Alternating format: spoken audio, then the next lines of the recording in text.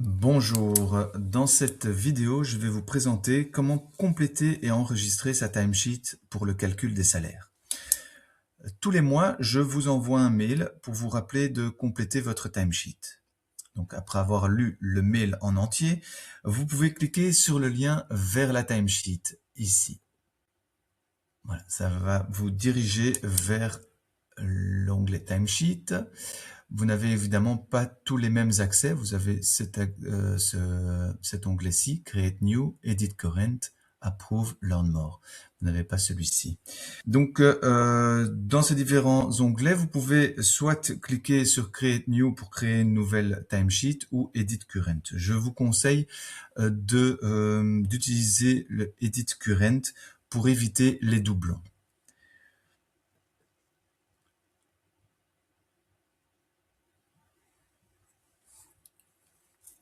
Vous arrivez sur cette page-ci et vous avez les infos générales où vous pouvez laisser des commentaires ici.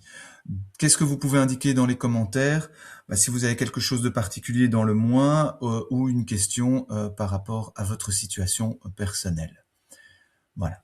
Ce qui est important ici, sinon, c'est Timesheet Details. Donc, vous cliquez sur l'onglet. Vous voyez apparaître cet écran-ci. Et là, vous pouvez donc, à ce moment-là, la première étape, c'est double-cliquer ici en dessous du projet sur le grand rectangle blanc. Vous double-cliquez et vous voyez apparaître une flèche. Si vous cliquez sur cette flèche, vous avez une liste déroulante. Vous aurez votre client et différents éléments classiques que vous devez avoir. Admettons, je suis client chez ING, je clique sur ING. ING est sélectionné et je peux commencer à compléter ma timesheet pour le mois complet avec mes prestations. Le dimanche, je n'ai pas travaillé, je n'indique rien du tout. Le lundi, j'ai travaillé et j'indique 8 heures, donc parce que j'ai travaillé toute la semaine. À nouveau, samedi, dimanche, je n'indique rien puisque je n'ai pas travaillé et je continue comme ça pour tout le mois. Pour toutes les journées, il faut avoir 8 heures de prestation.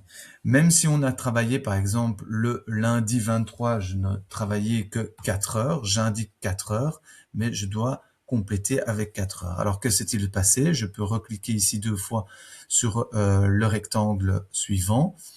Je choisis à nouveau la flèche et je vois la liste déroulante. Est-ce que j'ai choisi un jour de congé? Je prends holiday. J'ai été malade une demi-journée, je prends illness. J'ai été en formation, je choisis training. Voilà. Ici, on va prendre l'exemple avec une demi-journée de congé.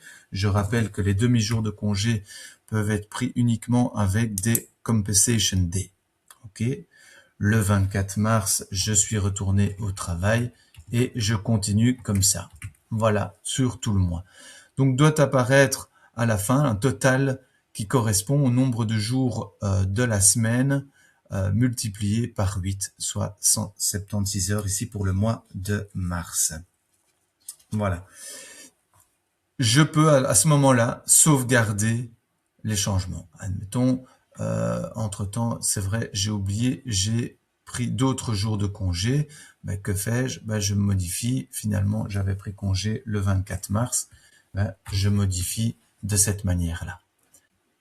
Voilà. Donc, vraiment, ce qui est important, c'est que tous les jours soient complétés. Les week-ends doivent rester en blanc, vide.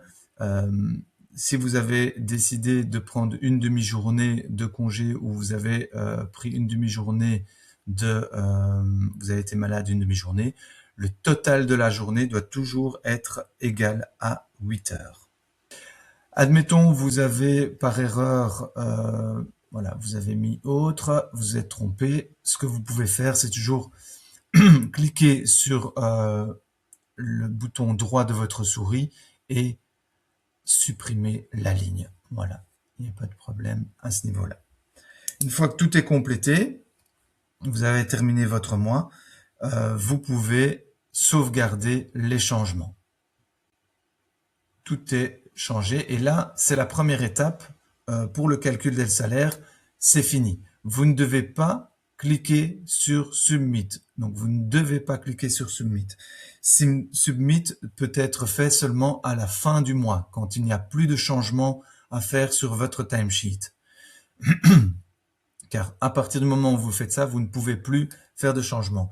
Admettons, vous avez complété votre timesheet le 10 mars, mais vous avez eu un changement de situation. Alors à ce moment-là, vous faites Edit Request.